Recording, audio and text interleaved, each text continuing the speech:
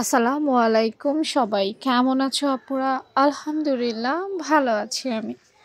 আজকে তোমাদেরকে একটা ট্রিক্স দেব। সেটা হচ্ছে যে যাদের জামার নিচের ঘের, নিচের যে অংশটা আছে না জামার একটু কোনাটা উঠানো, এই ধরনের জামা যাদের সেলাই করতে ফিনিশিং ভালো আসে না, তারা কিভাবে সেলাই করবা দেখো।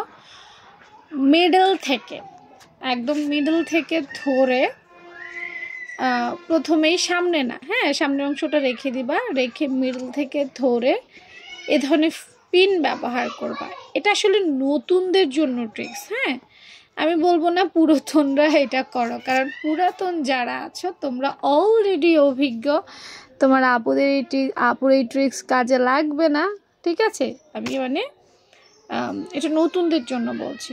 পিন দিয়ে মাঝখান এবং শেষ এই দুইটা সুন্দর করে আটকাই নেবা।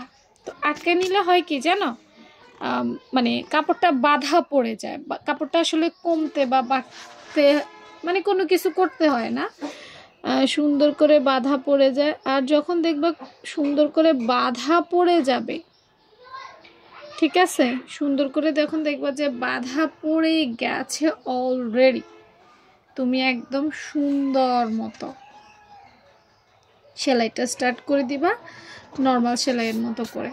পেছনের দুইটা করবা, সামনেরটা করবা না। দেখো আপু, ঠিক যেভাবে আমি নিজেও করি সেটাই তোমাদের সাথে শেয়ার করছি।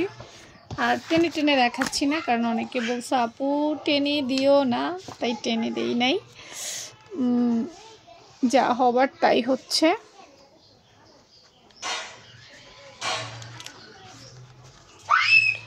দেখতে তো পাচ্ছ নাকি? দেখতে পাচ্ছ না? হ্যাঁ, দেখতে পাচ্ছ আশা করি।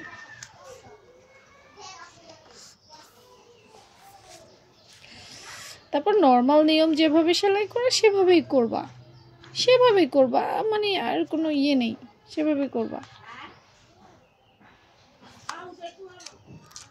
দেখো অলরেডি আপু সেলাই করে ফেলেছি। আস্তে আস্তে আর কি। তো টোটাল আপু সেলাই কিন্তু হয়ে গেছে। দেখছো কত ফিনিশিং হয়েছে, কোনো বটা সটা কিছু হয়েছে, কোনো ঝামেলা হয়েছে?